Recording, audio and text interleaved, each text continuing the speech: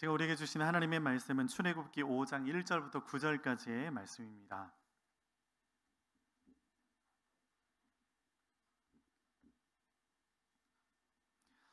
제가 우리에게 주시는 출애굽기 5장 1절부터 9절까지의 말씀을 저와 여러분이 한 절씩 교독하고 마지막 절은 함께 읽겠습니다.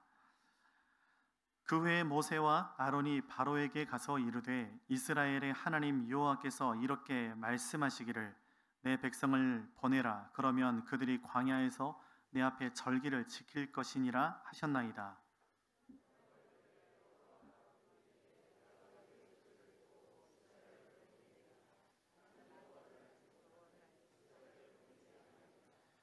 그들이 이르되 히브리인의 하나님이 우리에게 나타나셨은즉 우리가 광야로 사흘길쯤 가서 우리 하나님 여호와께 제사를 드리려 하오니 가도록 허락하소서. 여호와께서 전염병이나 칼로 우리를 치실까 두려워하나이다.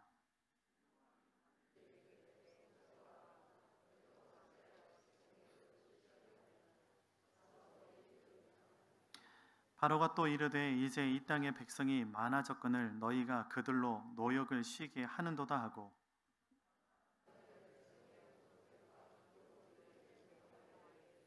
너희는 백성에게 다시는 벽돌에 쓸 짚을 전과 같이 주지 말고 그들이 가서 스스로 짚을 줍게 하라.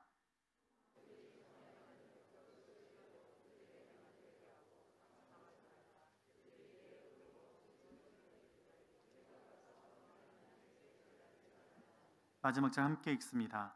그 사람들의 노동을 무겁게 함으로 수고롭게 하여 그들로 거짓말을 듣지 않게 하라.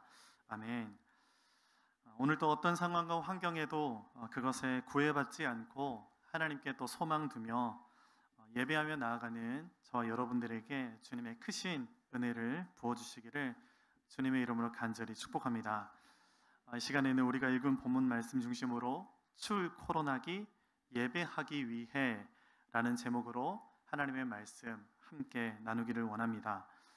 우리 성도님들 출구 전략이라는 용어를 자주 들어보셨을 것입니다. 원래는 이 출구 전략이라는 말이 군사 전략에서 비롯된 용어인데요.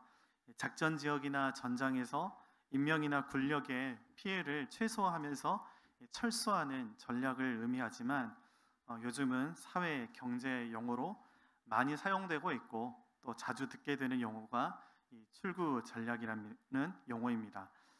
그러니까 이 출구 전략이라는 말이 처음에는 군사 용어였지만 이제 폭넓게 사용되면서 또 위기 상황에 처해서 또 그를 극복하고자 취하게 되는 이런 이례적인 조치들을 또 부작용이나 후유증을 최소화하면서 이 정상으로 돌리는 것을 이 포괄적으로 지칭하는 말이다라는 것입니다.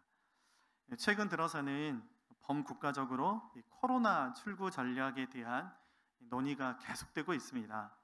또 세계적인 불경기가 계속되는 가운데 또 이런 장기적인 경기 불황의 출구 전략이 뭘까 하고 경제학자들이 고심하고 있는 가운데 있는 것을 보게 되고 교회들 또한 교회 회복을 위한 코로나 출구 전략이라는 주제로 많은 이야기를 하고 있는 것을 보게 됩니다. 이렇게 코로나로부터 탈출해 나가야 할지 또 어떻게 해야 경기 불황을 타개할 수 있을지 또 어떻게 다시 교회들을 회복해 나가야 할지 고심하게 되는 때를 우리는 살고 있다는 것입니다. 그런데 우리는요 이렇게 어떠한 문제 안에서 이런 출구 전략을 모색하고 씨름할 때 무엇을 위한 싸움인지 왜 싸우고 있는지 그 목적을 잃어버리고 또 본질을 놓쳐버린 나머지 이 문제에 더욱더 갇혀버리게 되는 경우를 볼 때가 종종 있습니다. 그때 우리에게 깊게 다가오는 말씀이 있습니다. 고린도전서 9장 26절 말씀인데요. 우리 함께 읽어보겠습니다. 시작. 그러므로 나는 목표 없이 달리듯이 하는 것이 아닙니다. 나는 허공을 치듯이 권투를 하는 것이 아닙니다. 우리 성도님들이 예전에 되게 오래된 영화인데요. 이 포레스트 검프라는 영화를 보신 분들이 계실 것입니다. 이 포레스트 검프를 아는 분들은 이제 좀 나이가 좀 지긋하다라는 그런 의미일 것입니다. 주인공이 열심히 달리기를 하는데 사람들이 저 사람이 도대체 왜 뛸까 하면서 그 주인공에게 다가가기 시작합니다. 그러면서 왜 뛰세요? 그냥 뛰고 있는데요. 그러니까 사람들이 붙기 시작했어요.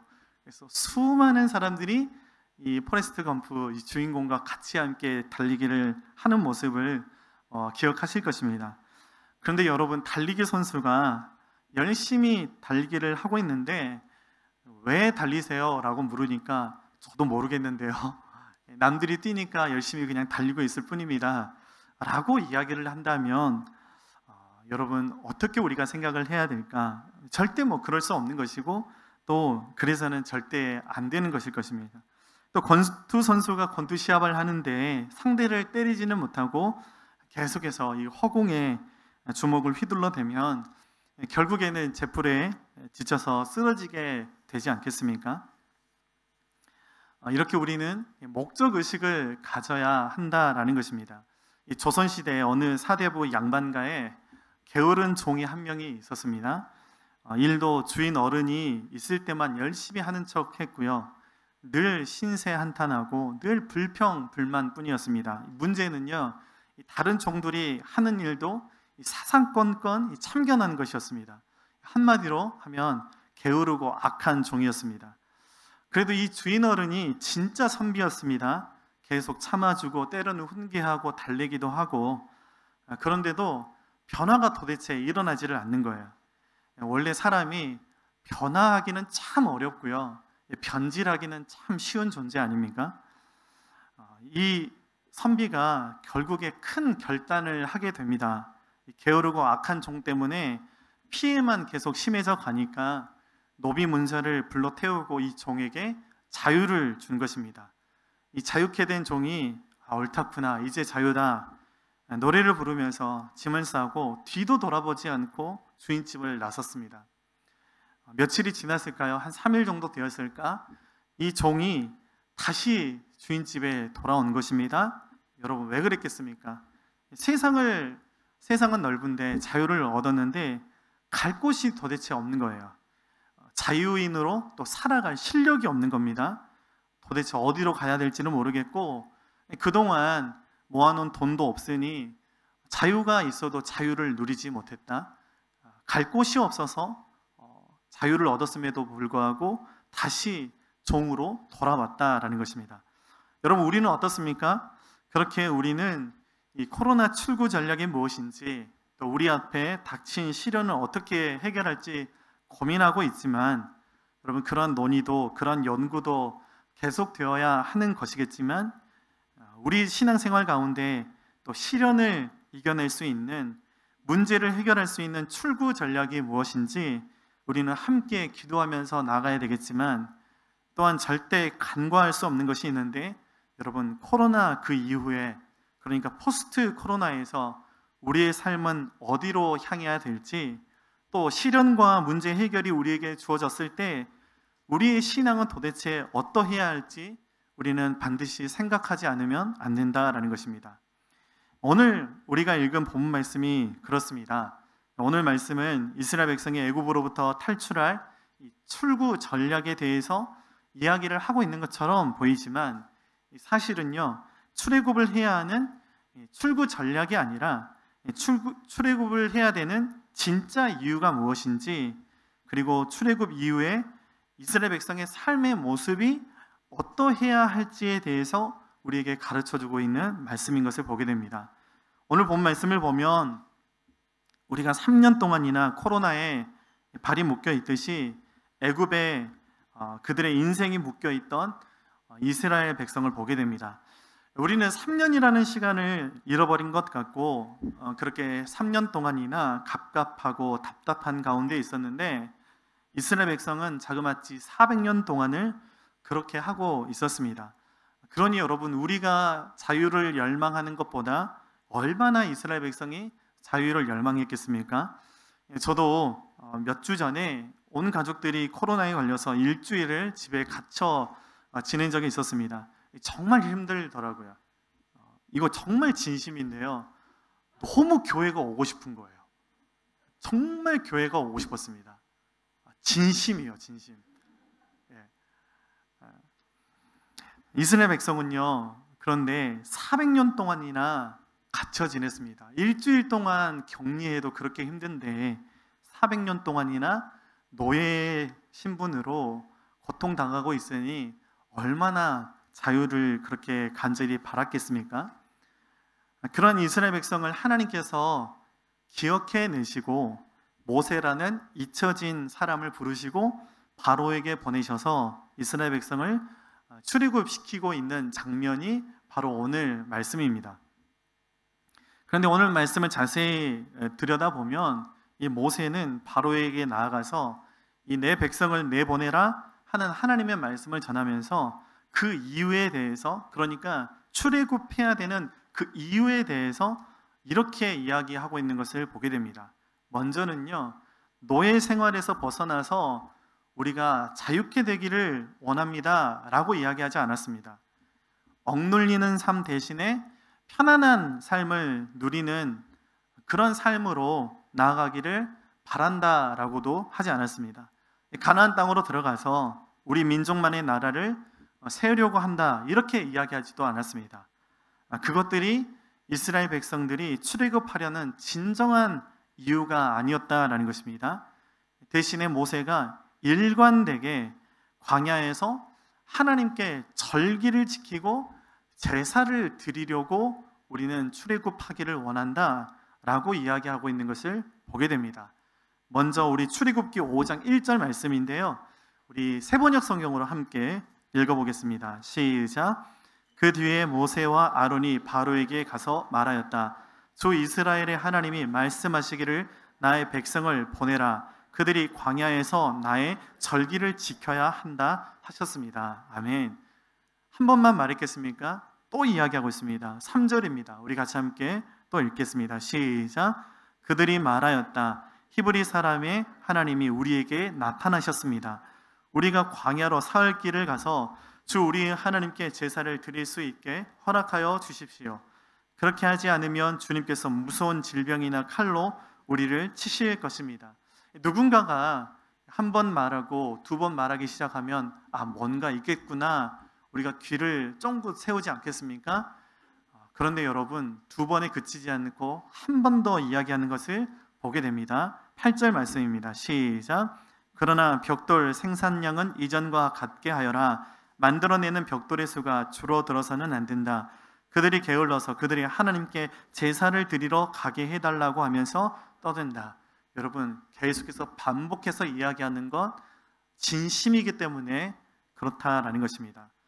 여러분, 이 모세의 이야기를 통해서 분명히 우리가 알게 되는 것들이 있습니다. 그것은 하나님께서 모세에게 주신 것은 출구 전략이 아니라 출구 목적이었다라는 것입니다. 우리는 대체로 성경을 방법론적으로 보는데 익숙해져 있는 것 같습니다. 이렇게 하면 복 받습니다. 이렇게 기도하면 은사 받습니다. 이렇게 기도하면, 이렇게 헌신하면 하나님이 당신의 길을 열어주실 것입니다. 그래서 어떻게 하면 우리는 그런 하나님의 은혜를, 그런 복을 얻을 수 있을까? 그런 눈으로 성경을 보게 되는 것 같습니다. 그래서 여러분, 우리는 시련 앞에서 어떻게 하면 이 시련을 해결할 수 있을까? 이 시련에서 벗어날 수 있을까? 방법을 구하고 출구 전략을 구하게 되는 것이 우리의 본래의 모습들이다라는 것입니다. 그리고 여러분, 어떻게 생각합니까? 그 출구 전략이 있으면 우리는 살 것이다. 그 조선시대의 그 주인집의 종처럼요. 출구 전략이 있어야 소망이 있을 것이다 라는 것입니다. 여러분, 그리고 그것을 가르쳐 주지 않을 때에는, 그것이 주어지지 않을 때에는 우리는 쉽게 절망하고 많은 존재임을 보게 됩니다. 그렇지만 하나님께서는 우리에게 진짜 필요한 것이 무엇인지를 말씀하고 있습니다. 그것은 출구 전략이 아니라 출구 목적이다라고 우리에게 가르쳐주고 있다는 것입니다. 여러분, 우리를 살리는 것은요, 출구 전략이 아닙니다. 출구 목적이 우리를 살게 한다라는 것입니다. 그 종이 지혜를 발휘해서 자유를 얻도록 애썼지만 여러분, 그런 출구 전략이, 주인집에서 벗어나는 출구 전략이 있었지만 출구 목적이 없었기 때문에 도로 주인집으로 돌아오게 되는 것을 우리는 보게 됩니다. 모세가 그렇게 바로에게 가서 이스라엘 백성을 나가게 해달라고 요청을 하는데, 그 출구 목적이, 그 출애굽하려고 하는 진짜 이유가 광야에서 하나님 앞에서 절기를 지키기 위해서, 제사를 드리기 위해서이다라고 우리에게 말씀하고 있습니다. 한마디로 하면요, 이스라엘 백성이 가나안에 가야 할 이유가 하나님께 예배하기 위함이었다라는 것입니다. 여러분, 이 바울이 이야기하는 것처럼 노동을 쉬려고 하는 핑곗거리도 아니었습니다. 바로의 말처럼 거짓말하는 것도 아니었습니다. 구실도 아니었습니다. 하나님이 의도하는 출애굽의 진짜 목적은요, 겉으로는 그냥 이스라엘 백성이 탈출하고 해방되는 것에, 자유를 얻는 것에 있는 것처럼 보이지만 진짜 그 속으로는 하나님께 드릴 예배와 하나님을 경험하는 그런 삶에 있었다라는 것입니다. 그러니까 하나님께 예배하는 삶, 그것이 진짜 출애굽의 본질이었다라는 것입니다. 오늘 본문 말씀에서 이 출애굽의 출구 목적을 절기를 지키기 위함이다라고 말씀하고 있는 것을 우리는 보게 됩니다. 여러분, 이 절기를 지킨다라는 히브리어 단어는요, 하가그라는 그런 단어가 쓰여지고 있습니다. 이 하가그라는 단어가요, 원래 의미는요, 원을 그리면서 빙글빙글 돌다라는 그런 의미를 가지고 있습니다. 그래서 이스라엘 백성들이 절기를 지키는 것들을 우리가 생각할 때 우리나라의 강강수월래 있지 않습니까? 그것처럼 하나님을 중심으로, 성막을 중심으로 원을 그리면서 축춤과 축제를 이어지는 그런 모습들을 우리는 그려볼 수 있게 되는 것 같습니다. 그러니까 이스라엘 백성이 광야에서 하나님 앞에서 절기를 지키고 제사를 드렸던 것은요, 그것을 우리는 계속해서 예배라고 부르고 있는데, 여러분, 그것이 핵심이 무엇이냐 하면 하나님이 중심이 되는 삶에 있다라는 것입니다. 다시 말하면 하나님이 주인 되시는 삶으로의 회복을 말하는 것이다 라는 것입니다. 그래서 여러분, 21세기 위대한 신학자 중에 한 사람이 칼바르트 목사님이 이렇게 이야기하는 것을 보게 됩니다. 예배는 우리 삶의 중심이다 라고 이야기를 했다라는 것입니다. 청교도들 여러분 아실 것입니다. 아메리카 대륙을 지금의 아메리카가 있게 만들었던 그런 사람들입니다. 종교의 탄압을 피해서 아메리카 신대륙으로 건너가서 이들이 새로운 땅에서 삶을 꿈꿨을 때 그들이 어떻게 그 척박한 땅 가운데에서, 그리고 인디언들이 계속해서 공격해오는 그런 상황들 가운데에서 믿음을 지키고 그런 위대한 문명을 이뤄낼 수 있었을까? 여러분, 그것은 그들의 삶의 핵심이 예배에 있었다라는 것입니다. 이 청교도들의 이 신앙을 이렇게 많이 표현하는, 그리고 있는 그런 서적들이 참 많이 있는데요, 이 청교도들이 아메리카에 건너가서 그 척박한 땅 가운데에서 가장 먼저 건물을 지었는데, 그 건물이 혹시 무엇이었을지 아십니까? 보통 우리는 생각하면 이제 새로운 땅에 갔으니 내가 살아갈 집이 필요하겠지 라고 생각하겠지만, 집을 먼저 짓지 않았다라는 것입니다. 가장 먼저 청교도들이 지었던 것은 예배당이었습니다.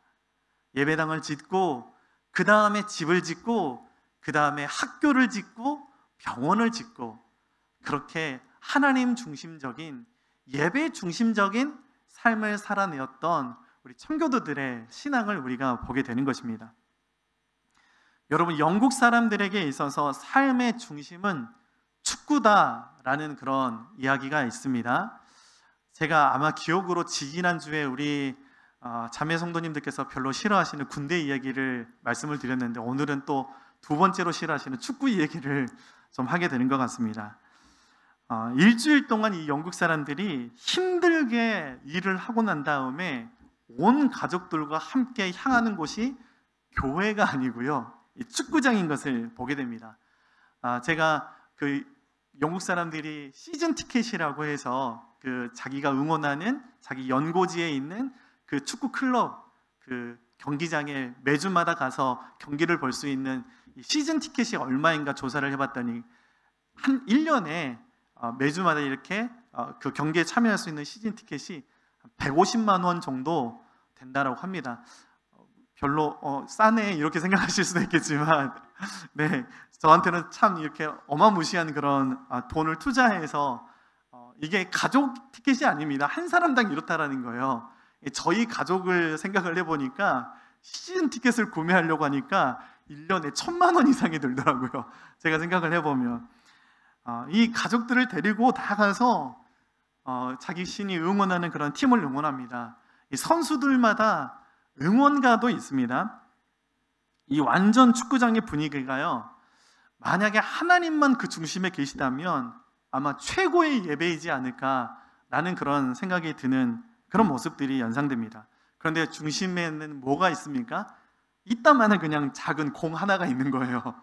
이 공 하나가 움직이는 것에 따라서 모든 사람이 몇만 명 되는 그런 관중들이 같이 함께 환호하기도 하고 눈물을 흘리기도 하고, 여러분 이 작은 공 하나가 그들의 삶 가운데 희노애락을 주관한다라는 것입니다. 그것을 보니까 참 안타까운 마음들이 들더라고요. 세상 사람들의 마음의 중심에 무엇이 있는가? 돈이 있는 것이고 권력이 있는 것이고 쾌락이 있는 것처럼 보입니다. 그런데 여러분, 그 세상 사람들의 정말 그 삶의 중심에 무엇이 있습니까? 자기가 주인 되어서 앉아 있다라는 것입니다. 그런데 여러분, 우리는 세상 사람들과 어떤 면이 다른 사람들입니까? 우리의 삶의 중심은 하나님이다라고 선포할 수 있는 우리 모두가 되어야 된다라는 것입니다. 여러분, 우리 삶의 주인이 하나님이신 것을 향하여서 우리는 삶의 방향이 나아가야 된다라는 것입니다. 우리는 삶으로 그렇게 하나님을 예배하는 사람들이 되어야만 한다라는 것입니다. 아브라함을 한번 보십시오. 하나님께서 아브라함을 부르실 때를 보면 우리는 종종 이렇게 오해하게 되는 것 같은데, 먼저 히브리서 11장 8절 말씀을 같이 함께 보도록 하겠습니다. 함께 읽겠습니다. 시작. 믿음으로 아브라함은 부르심을 받았을 때 순종하고 장차 자기 몫으로 받을 땅을 향해 나갔습니다. 그런데 그는 어디로 가는지를 알지 못했지만 떠난 것입니다. 아멘. 여러분, 여기에서 아브라함이 갈 바를 알지 못하고 하나님 말씀에 순종해서 따라갔다라고 말씀을 하고 있으니 마치 목표가 없는 것처럼 따라가면 된다라고 그렇게 생각할 수 있겠지만, 그리고 그것이 분명히 장소의 개념을 의미할 때는 맞는 말처럼 보이지만, 여러분, 아브라함에게는 진짜 목표가 있었습니다. 그것이 무엇이었는가? 바로 하나님을 예배하는 삶, 하나님을 섬기는 삶, 하나님이 중심이 되는 삶을 향하여서 아브라함은 나아갔다라는 것입니다. 하나님은 아브라함을 부르실 때 하나님을 예배하는 삶으로, 하나님의 주인 되시는 그런 삶으로 아브라함을 콜링하고 있다라는 것입니다. 그래서 창세기 12장 1절부터 2절까지 말씀을 보면 이렇게 동일하게 기록하고 있습니다. 함께 읽겠습니다. 시작. 주님께서 아브라함에게 말씀하셨다. 너는 내가 살고 있는 땅과 내가 난 곳과 너의 아버지의 집을 떠나서 내가 보여주는 땅으로 가거라. 내가 너로 큰 민족을 되게 하고 너에게 복을 주어서 내가 크게 이름을 떨치게 하겠다. 너는 복의 근원이 될 것이다. 아멘. 여러분, 이 말씀은요, 아브라함이 이제 성인이 되었으니까 이제 아버지 집에서 나와야지, 이제 결혼하고 출가해야지 라는 말씀이 아닙니다. 이 말씀은 나한테 순종을 하면 내가 너에게 복을 많이 주겠다 라는 말씀도 아닙니다. 여러분, 이 말씀은 어떤 말씀입니까? 어디에서 떠나는가, 어디로 향하여서 떠난가가 그 초점이 맞춰져 있는 말씀이다 라는 것입니다. 한마디로 아브라함이 죄의 자리에서 우상 숭배하는 삶을 청산하고 하나님이 부르신 곳에서 하나님을 예배하고 하나님을 섬겼다는 것에 그 초점이 맞춰져 있는 것이고, 하나님이 중심이 되는 그런 삶으로의 부르심에 아브라함이 반응을 했다라는 것에 초점이 맞춰져 있는 말씀이다라는 것입니다. 그래서 여러분, 아브라함이 이 말씀을 통해서 우리에게 말하고 있는 것은 무엇입니까? 내 뜻과 내 생각 내려놓고 그럴 때 여러분 참된 자유가 있는 것이고, 그렇게 하나님의 뜻 안에서 살아가는 삶, 하나님이 중심이 되는 삶이 가장 복된 삶이다 라는 것을 우리에게 이야기하고 있다라는 것입니다. 히브리서 11장 38절 말씀을 보니까 이런 말씀이 있습니다. 함께 읽어보겠습니다. 시작. 세상은 이런 사람들을 받아들일 만한 곳이 못 되었습니다. 그래서 그들은 광야와 산과 동굴과 땅굴을 헤매며 다녔습니다. 제가 지난 주 중에 청년부 한 형제를 만났습니다. 어떻게 하다 보니까 일본에도 소돔과 고모라 땅이 있더라고요. 신주쿠 옆에 있는 가부키초, 제가 보기에는 이 소돔과 고모라 땅보다 더 심한 곳 같습니다. 그곳에서 이렇게 만남 약속을 잡았습니다. 결혼을 앞둔 형제가 맛집이 있다고 해가지고 저 회 못 먹는데 스시집 맛있는 집이 있다고 해서 거기서 만났습니다. 여러분, 보통 이제 결혼을 앞둔 형제이면 육구리하게 이야기도 나누고 앞으로 결혼 생활 어떻게 해야 되는지 권면도 하고, 그리고 또 결혼하면 자취에 올라갈래 아니면 청년부에 계속 남을래 이런 것들도 물어보고 하지 않겠습니까? 근데 정말이죠. 제가 밥만 먹고 형제하고 출가부기초를 했습니다. 자꾸 그 세속적인 자매들이요 저한테 말을 걸어오고요. 사람들이 얼마나 많은지 죄송합니다. 정말 숨이 너무 막히는 거예요. 제가 영적으로 민감한 사람이 아니거든요. 그런데 영적으로 제가 많이 눌리는 것을 경험하게 되었습니다. 정말 내가 이곳과는 어울리지 않는 사람이구나. 어울리게 보시는 분들도 계시겠지만 정말 이곳은 나를 받아들일 만한 곳이 되지 못하는구나, 그런 생각을 하게 되었습니다. 그러고 보니까 제가 일본인 형제를 전도하기 위해서 이렇게 만났을 때 제가 목사라고 하니까 깜짝 놀라더라고요. 형제가 혼또 됐을까 그러더라고요. 또 진짜 목사라고 사형님 좀 들어보지 않겠냐고 그랬었는데, 그 형제가 대뜸 이야기하는 게 되게 술 잘 마시게 보인다고. 알코올 한 방울도 들어가면 저는 그냥 쓰러집니다, 여러분. 네. 그렇게 그곳 가운데에서 있으면서 짧은 시간이었지만, 1시간도 안 되는 그런 시간이었지만 정말 내가 있을 곳은 주님 앞밖에 없구나 라는 그런 생각들을 해보게 되었습니다. 제가 오늘 말씀을 준비하면서 마치 이스라엘 백성들이, 그리고 바로 아브라함이 그렇지 않았는가라는 생각을 해보게 되었습니다. 애굽은요 이스라엘 백성들을 받아들일 만한 곳이 못 되었다라는 것입니다. 여러분, 이스라엘 백성들은 애굽에 어울리는 사람들이 아니었다라는 것을 오늘 우리에게 말씀하고 있는 것입니다. 왜 그렇습니까? 이스라엘 백성들은 하나님의 소유된 사람들이고 하나님을 섬기는 사람들이고 하나님이 중심이 되어 살아가야 할 사람들이기 때문에 그렇다라는 것입니다. 여러분, 그리고 이것이 중요한데요, 이스라엘 백성과 아브라함의 공통점은요 단순한 탈출에 있지 않습니다. 바로 예배로의 부르심에 있다라는 것입니다. 아무도 예배하지 않는 곳에서 하나님께 예배하게 하기 위해서 하나님은 불러내셨다라는 것입니다. 아무도 주를 섬기지 않는 그곳에서 주님을 섬기게 하기 위해서 하나님이 이스라엘 백성과 이 아브라함을 부르고 있다라는 것입니다. 우리가 기억할 것은 이스라엘 백성이 출애굽했을 때 기다리고 있는 것은요 광야밖에 없었습니다. 그렇지만 그곳 광야에서 이스라엘 백성이 하나님이 중심인 그런 삶을 살아낼 때 승리했던 것을 우리는 보게 됩니다. 여러분, 실제로 이스라엘 백성들은 하나님의 현현의 장소, 이 성막을 중심으로 해서 살았습니다. 그리고 하나님께서는 하나님을 중심으로 살아가는 이스라엘 백성들을 낮에는 구름 기둥으로, 밤에는 불 기둥으로 보호하시고 인도해 내셨습니다. 이스라엘 백성이 하나님의 그 부르심을 받고 이제 그 애굽 땅 가운데에서 출애굽을 해서 홍해 바다를 건너자마자 그들을 기다리고 있는 것은 광야였습니다. 잘 다듬어진 길이 아니었습니다. 이스라엘 백성들이 그 홍해를 건넜을 때 자신들 앞에 탄탄대로가 펼쳐져 있지 않았습니다. 길이 하나도 없는 광야였다라는 것입니다. 우리는 그렇게 하나님께 말합니다. 하나님이 길을 열어주셔야 우리가 그곳으로 걸어가지 않겠습니까? 하나님, 내가 하나님을 예배할 수 있는 삶, 살아갈 수 있도록 하나님이 예배해 주셔야 내가 하나님을 예배할 수 있지 않겠습니까? 상황과 조건이 주어지지 않는데 하나님을 섬기겠습니까? 하나님, 생각을 해보십시오. 일본 땅에서 세상 가운데에서 살아가는 것이 얼마나 만만한지 하나님 한번 살아보셨습니까?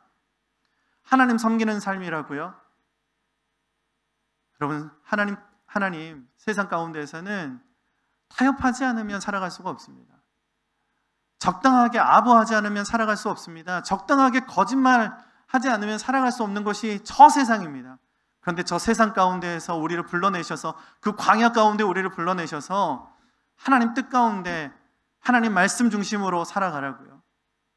할 수 없습니다 라고 하는 게 우리의 마음속에 있는 것들 아닙니까? 하나님이 불러내셨는데 길이 예비되어 있을 줄 알았는데 막혀있는 사막이었고 막혀있는 산이었고 광야였다라는 것입니다. 그런데 여러분, 말씀을 계속해서 우리가 보게 되면 여러분, 그것이 아니라는 것이죠. 우리가 오늘 찬양했던 것처럼 하나님을 예배하고 하나님이 이끄시는 삶 살아가기로 결단하면 여러분, 광야가 길이 되는 삶을 우리는 살아가게 된다라는 것입니다. 길이 있으니까 살아가는 것이 아니라 우리가 살아갈 때 길이 되는 역사가 여러분 일어난다라는 것입니다. 그럼 여러분 결단하시면서 믿음으로 작정하시면서 하나님, 그 광야에 한 걸음 한 걸음 내가 내딛겠습니다.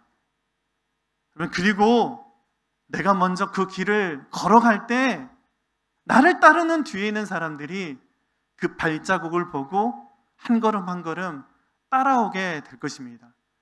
하나님께서 우리를 일본 땅 가운데 부르셨을 때 그것을 위해서 부르신 줄 믿습니다.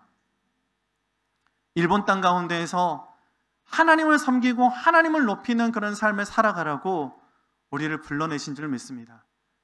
청년 사역을 많이 하다 보니까 청년들이 그런 얘기를 많이 합니다. 아니요, 저는 한국에서 제가 바라던 대학교에 입학하지 못해서 일본으로 그냥 넘어왔는데요. 한국에서 직장 생활 못해서 일본에서 돈 벌기 위해서 그냥 넘어왔는데요. 목사님, 모르는 소리 하지 마세요. 내가 일부러 하나님 부르심 받아서 이 땅 가운데 나온 것이 아니라 밀려서 이곳 가운데 나왔습니다. 그렇지만 하나님은 우리에게 분명하게 말씀하십니다. 우리는요, 이 일본 땅 가운데 밀려서 온 인생들이 아니라 하나님께서 우리를 하나님을 예배하지 않는 이 일본 땅 가운데에서 하나님을 예배하기 위해서, 하나님을 섬기는 사람 한 사람도 없는 가운데에서 하나님을 섬기도록 우리를 불러내신 줄 믿습니다. 우리 자녀들의 모습들을 우리 부모님들 만만하게 보셔서는 안 됩니다. 우리 아이들 학교에서 살아가는 것이 얼마나 어렵습니까? 하나님 아는 학생들, 전교생 중에 우리 자녀들 한 명밖에 없습니다. 아니요, 아예 없을 수도 있습니다. 그런 것 가운데에서 한국 사람으로 하나님의 자녀들로 살아가는 건 만만치 않습니다. 그런데 여러분, 우리가 자녀들에게 이야기해 줘야 될 것이 무엇입니까? 그럼에도 불구하고 너는 하나님의 자녀이다. 너가 믿음으로 가지고 살아갈 때, 타협하지 않을 때 하나님께서 너의 삶을 이끄실 것이다. 여러분, 이런 분명한 메시지들을, 삶의 스토리들을 우리 자녀들에게 해줄 수 있는 저와 여러분들이 꼭 되어졌으면 좋겠습니다. 저와 여러분들을 일본으로 부르신 이유도 이스라엘 백성을 출애굽시키신 이유와 동일하다라는 것입니다. 제가 개인적으로 존경하는 존 파이퍼 목사님이 선교의 정의를 이렇게 내리고 있는 것을 보았습니다.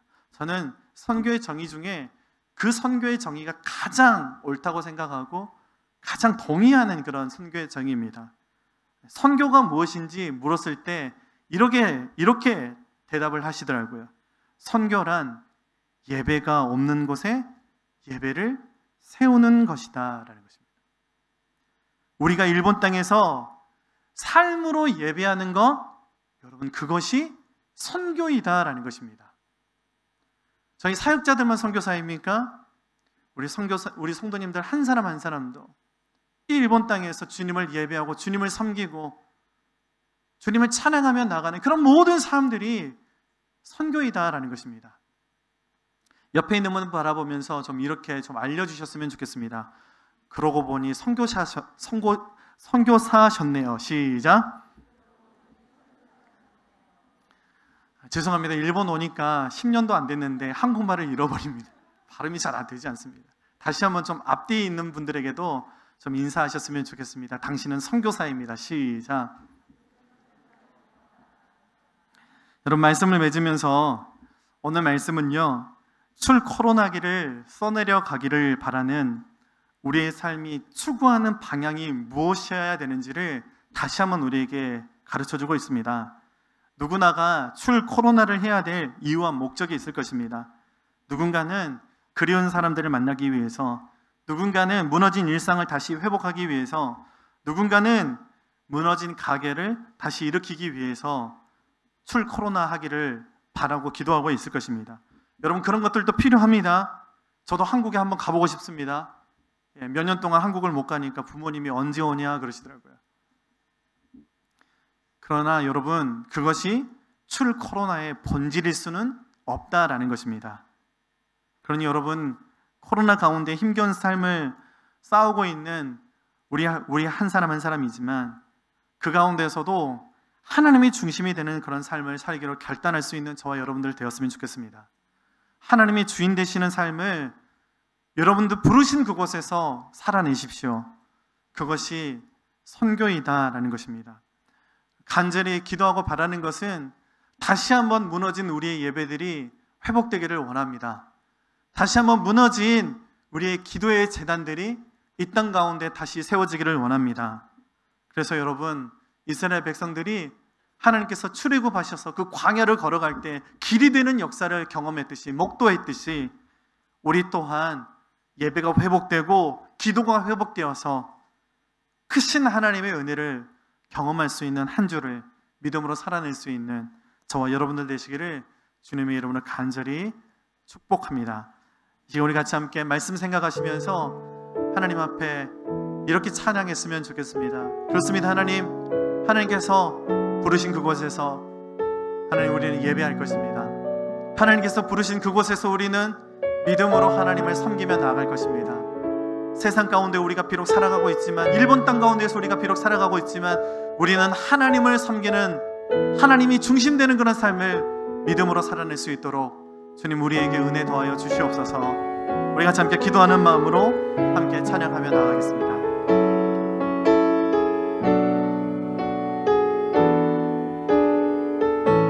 아무도 예배하지 않는, 아무도 예배하지 않는 그곳에서 주를 예배하리라. 아무도 찬양하지 않는 그곳에서 나 주를 찬양하리라. 누구도 헌신하지 않는,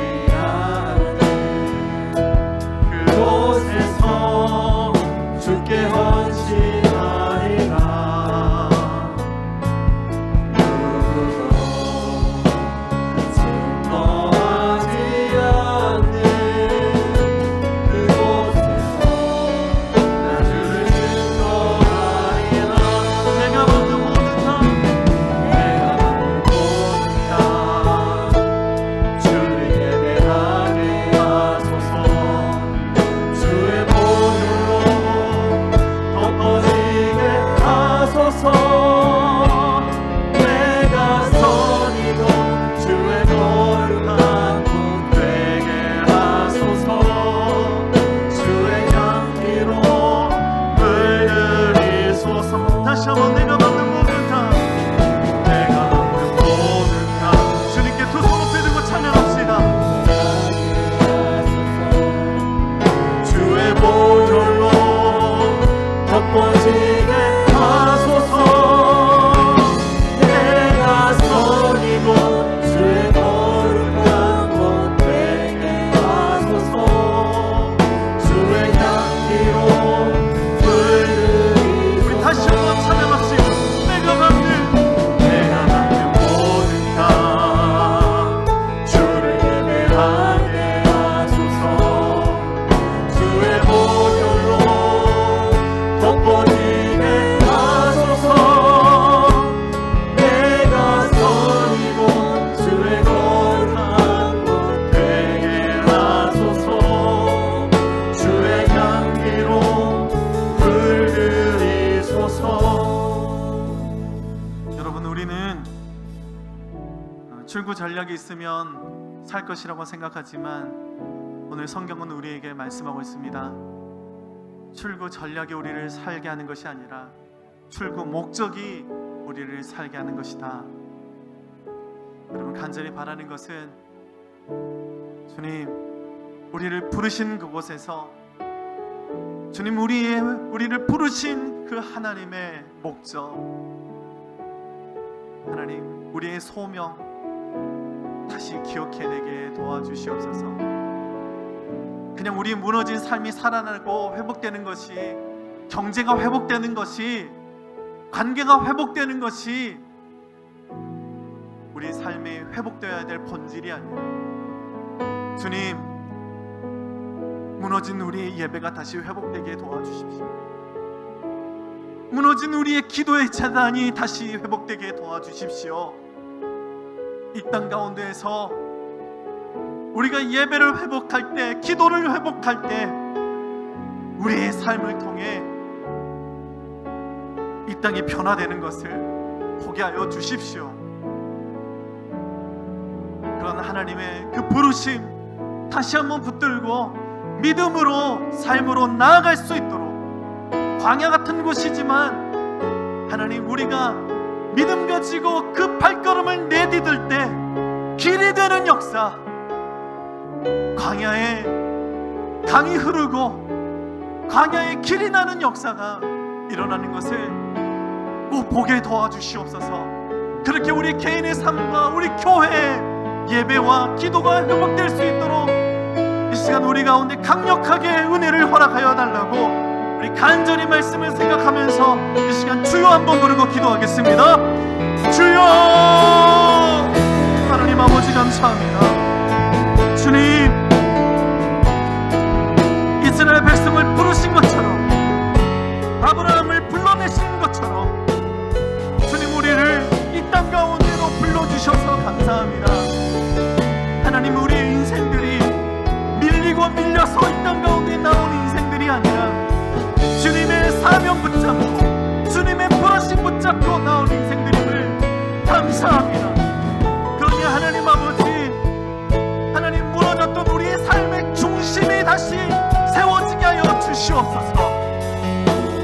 하나님, 경제가 회복되는 것, 관계가 회복되는 것, 주님, 코로나에서 벗어나는 것, 그것이 우리의 삶의 중심이 아니라 주님 바라는 것을, 하나님이 우리의 삶을 다스리시고 하나님이 우리의 삶을 책임지시고 하나님이 삶을 사용하시는 은혜가 하나님 우리 삶 가운데 다시 회복될 수 있도록 역사하여 주옵소서. 그래서 기도하는 것은 주님, 무너져 있던 예배가 회복되게 하여 주옵소서. 무너졌던 기도의 재단을 다시 구축하는 우리 교회가 되게 하여 주시옵소서. 하나님께서 우리 교회를 이 땅 가운데 세우셨습니다. 하나님 아버지, 이 땅에 빛 비추는 교회 되게 하여 주옵소서. 이 땅을 살리는 교회 되게 하여 주옵소서. 하나님, 우리 삶들이 그렇게 부르신 곳에서 예배하며 나아갈 때에 주님, 광야 같은 우리의 삶들이지만 길이 이루어지고 강이 흐르는 것을 보게 하여 주옵소서. 이렇게 우리의 삶들을 축복하여 주시고 어두운 기둥으로, 밤에는 불기둥으로 우리를 지켜주시옵소서. 그렇게 하나님 아버지, 우리의 자녀들과 우리의 청년들과 주님, 우리 한중일령, 주님, 우리 모든 교회 성도들이 주님의 말씀 붙잡고 복음 붙잡고 믿음으로 도전하며 살아갈 수 있도록 역사하여 주시옵소서.